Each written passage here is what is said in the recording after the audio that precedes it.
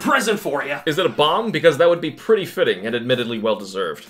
Also, that says happy birthday. You're a mean one. Okay, just don't break into song.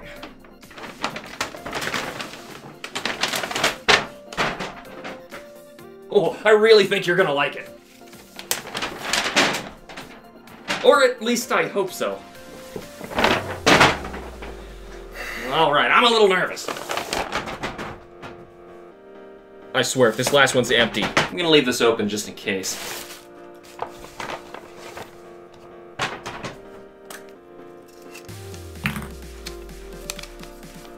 I'm holding it? Yeah! That's my 3DS. Merry Christmas! Oh wait, the surprise is on the 3DS. Is it now? Open it up and check out the new game I installed. They made a port of Metal Gear Solid for the Game Boy Color? Not exactly. It's actually a completely original game produced by Hideo Kojima, originally called Metal Gear Ghost Babel, that got ported by imbeciles who thought that calling it the same name as the PlayStation game would actually help it sell. It obviously did the opposite, and everyone just assumed it was an inferior port. How'd you get it on my 3DS? Well, I found the game file floating around on the Internet Archive, converted it into a CIA file, and installed it with some custom firmware so you could actually play it as authentically as possible. Legally gray! Nice! But I have the Game Boy Color, you know. Cartridges are kind of scarce and pricey. It's a Game Boy game. It can't be done. Holy sh!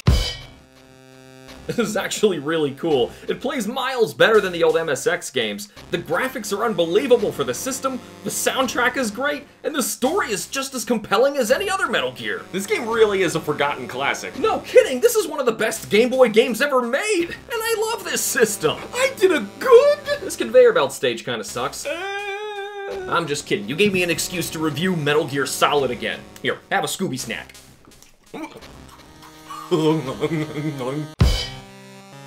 For clarity, we're going to refer to this game as Ghost Babel, and not Metal Gear Solid, like the rest of the civilized world. Ghost Babel also shares initials with Game Boy, and it's too good of a title to just throw away. So in Ghost Babel, you'll play traditional top-down stealth gameplay in mission-based stages segmented for portable play in mind.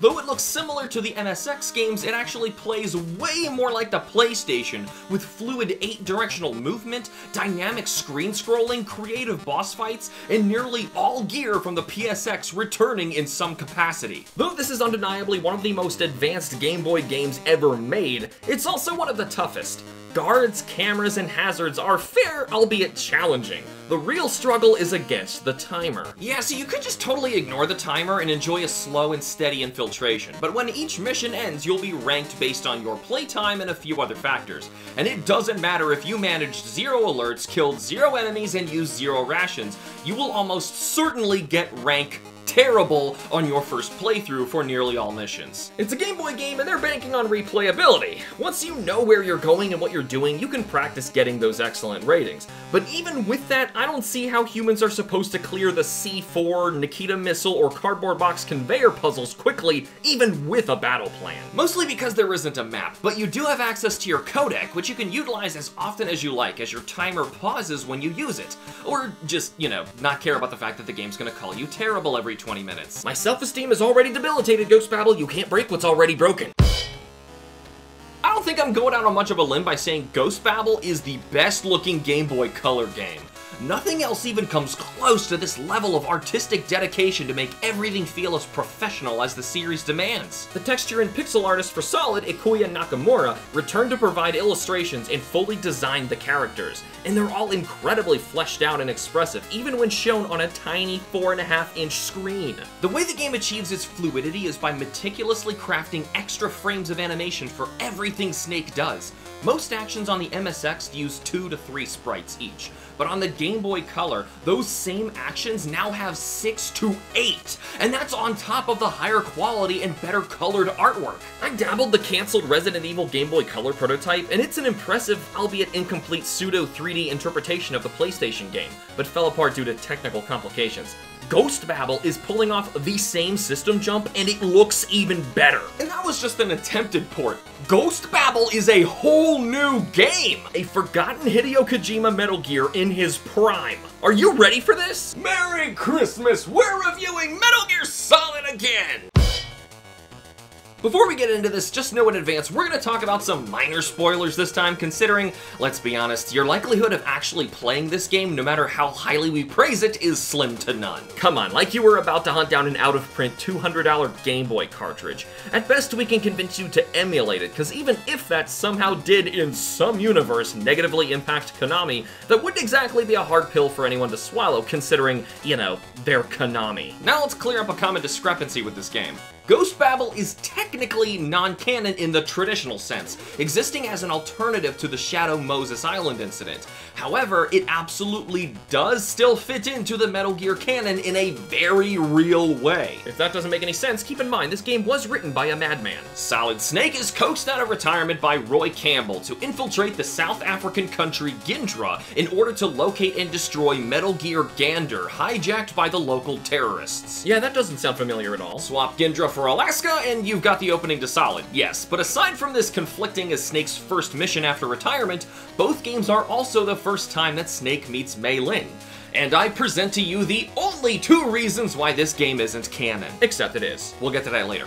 Anyway, it turns out the terrorist group leading the uprising is actually an ostracized replacement for the original Foxhound crew, known as Black Chamber. They're now aiding a local rebel separatist group known as the Gindran Liberation Front, or GLF, setting up headquarters at the Fortress Galuad, formerly known as Outer Heaven. This gear couldn't be any more metal. Aside from Campbell and Mei Ling supporting Snake, there's also Weasel and McBride, a pro-assassin and CIA agent respectively. Snake also meets up with Chris, a recon operative on the scene, gathering info for Snake and filling the Meryl role, even down to the masquerading as a guard shtick. Chris is actually set up to make you think that's all there is to her character, but some of the game's best twists involve her story arc. This is a unique Metal Gear, so expect plenty of deception and intrigue. The game knows what you're expecting, and it's ready to suddenly stick its tongue in your ear. You've also got your Otacon stand-in, Jimmy, except he's an uncooperative, pudgy brat, who ends up in his own redemption arc where you finally start to feel for the poor kid right before he explodes right before your very eyes.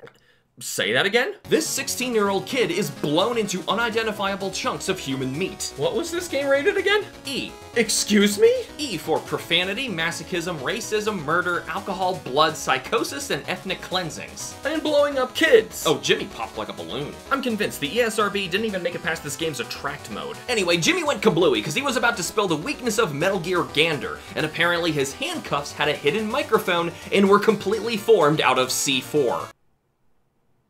Holy crap! So Snake rushes to stop Metal Gear, but arrives too late and can only watch as Gander fires a real nuclear warhead at the United States. Luckily, it was just an enormous warning shot, considering they actually aimed at Nevada, and since nobody actually lives in Nevada, they just turned a desert into a desert with a big hole in it, just to make the US president drop some stinky beans in his britches. This is all happening while you're trying to weed out a traitor in your ranks as you discover there were actually 5 surviving members of Black Chamber and 1 is unaccounted for, acting as a mole. After defeating all but their leader, Blackheart's Viper, Snake confronts Viper in front of Metal Gear and learns about the group's history. Black Chamber was sent on their own mission 2 years ago to recover the hijacked Metal Gear, because apparently this keeps happening, and upon their successful return, were ambushed and nearly wiped out by Foxhound as ordered by the US government, fearing that the world might inadvertently learn of the secret group's existence. What's the one thing real life and anime have in common?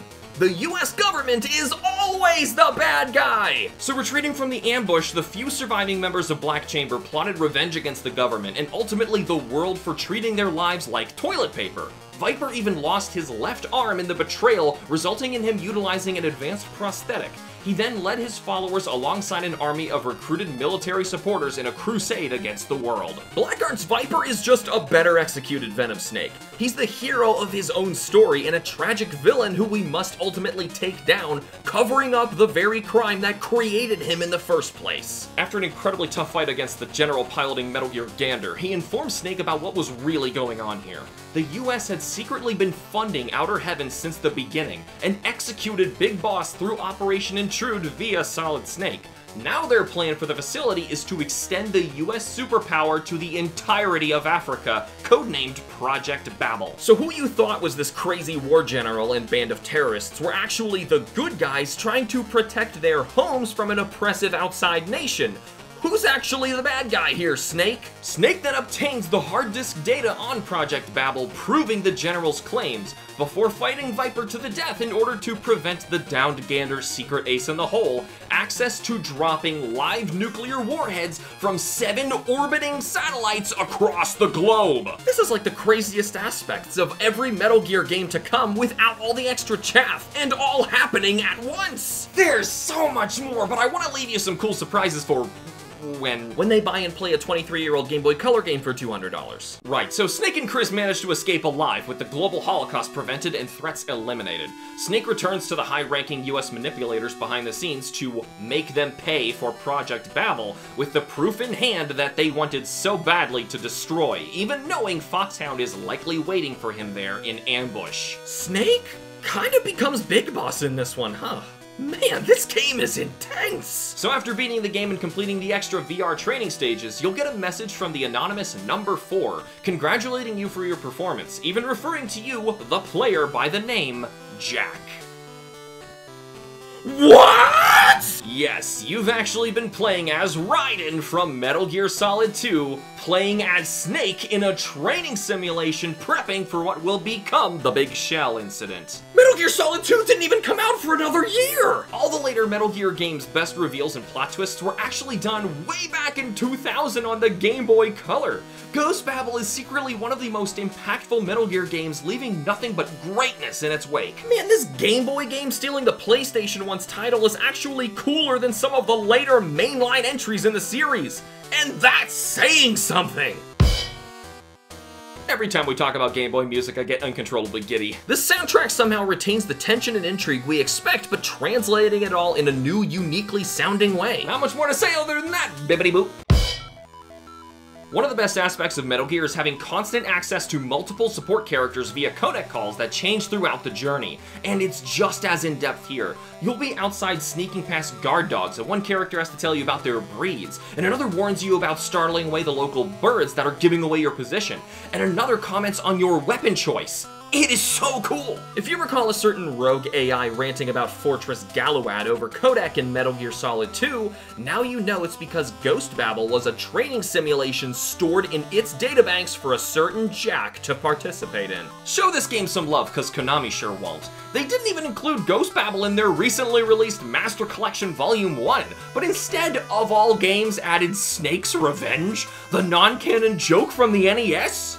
What? Black Chamber might just be the best Foxhound stand-in unit after the original cast of MGS1. And we didn't even talk about the other 4 members. You know, we gotta leave you something to discover after We're not very subtle around here. The positive gamer in me was shocked at how enjoyable the stealthily hidden Metal Gear Ghost Babel really was, with an 8 out of 10. It's a shame this forgotten installment is secretly one of the best in the entire series. The critical gamer in me is proud to expose Metal Gear Ghost Babel as proficient enough to steal an alarming 10 out of 10. Sure, it's got a couple head-scratching levels, but the overall package is surpassing even the very best of its already strong Game Boy competition. It makes me think of that other Game Boy Color stealth action game by Konami. Wait, what's that? You're a mean one. Oh, come on! Surprise, it's a special bonus Christmas special for the Grinch. What are you talking about? Look, I get it. Licensed games usually suck, especially old ones. But this game's surprisingly fun. If I don't play along, he's just gonna hit me with the obvious joke. You got it, Buster! Humbug. Similar to Ghost Babel, you'll play as the Grinch stealing presents from patrolling citizens of Whoville. You've got snowballs and bubbles for defensive distractions, and that's it. Outside of your buddy Max helping out in his own levels. It's mostly a battle against the clock, racing to steal away all the gifts in each level. The only way to fail is by letting time expire or by getting caught and hugged, causing your heart to grow 3 sizes and failing your mission. Yuck. Even when you lose, you win! Jokes aside, this actually looks really good for the Game Boy Color, with hilariously expressive portraits for cutscenes and in gameplay. Since it was releasing alongside the live-action Jim Carrey adaptation, it used it as a source of artistic inspiration while merging with the established Dr. Seuss. Nobody cares, why are we even doing this? Christmas! To steal away Christmas from Whoville, the Grinch gets an awful, terrible idea. He's gonna walk around in broad daylight and delete their gifts from existence by touching them. Hey, come on! Just read the book! This soundtrack's actually not too bad either, though some tracks are shameless knockoffs of familiar Christmas jingles. The Grinch's despicable laugh whenever he completes a level has irrationally stricken remorse into my cold black heart for what I just did to these people. That cackle's unsettling. Bet you didn't expect Konami to develop a Christmassy Metal Gear game for Game Boy, did ya? It's not even using the full title. The 3 words that best describe it are... alright, I guess? Now don't be such a— Don't make me whip out the 39.5-foot pole. The Christmassy gamer in me gives the Grinch a holly jolly 6 out of 10. You'd be surprised to find some festive fun in this even more forgotten Konami stealth game. The critical... it's like a 5. That's fine. Your soul is an appalling dung heap, overflowing with the most disgraceful assortment of deplorable rubbish imaginable, mangled up. I'm starting to think that you're the reason I hate Christmas. But what did you think? Let us know how your positive and critical sides rate Metal Gear, Ghost Babel, and Grinch while you're at it in the comments below. Well, if you thought Bomb was gonna let you off without sneaking in a stealthy Christmas surprise, and you're just playing with yourself. I think this is the first time you guys are even getting a chance to see the solid snake perler that I made. Tell me what you think. I spent a lot of time on these perlers, hoping to do some commissions too, so let me know if you're interested down in the comments below. Thank you all for watching. Remember to like and subscribe for more, and use the links in the description to nominate your own episode. And thank you to all of our Patreon members, Aspen, Arrow, Crystal, Sid, Genio, Laura, and Squad Fam. Booyah!